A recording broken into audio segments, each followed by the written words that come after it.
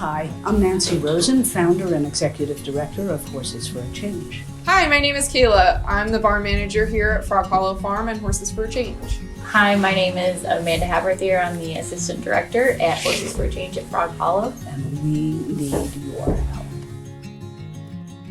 We've been teaching riding and working with special needs people for 30 years.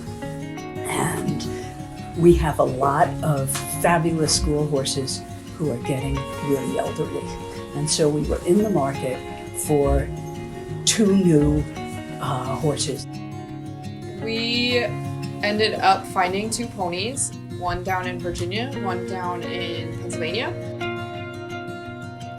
So when we found these 2, but particularly Piglet, we were really excited because he just has such a good temperament. He's so personable and eager to be around people, and he's lovely to ride. Except that we noticed he got terrifically excited when mares walked by his stall, and it made us think, well, let's get his testosterone level checked. And it turned out it was hugely high, that he definitely had a retained testicle.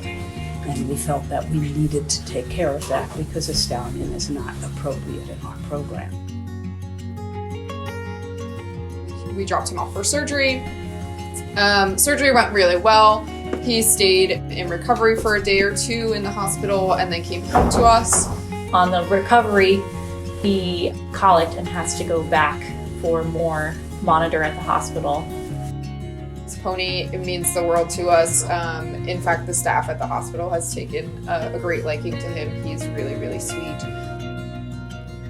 I know he's going to fit in and he's going to be a star in our program. The charges are pretty astronomical for a small non-for-profit, and especially during a pandemic where we are kind of low on funds to begin with.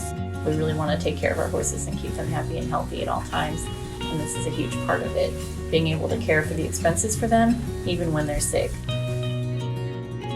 Any support that you can give us, small or big, would be really helpful to our program and all the kids that we interact with on a daily basis here.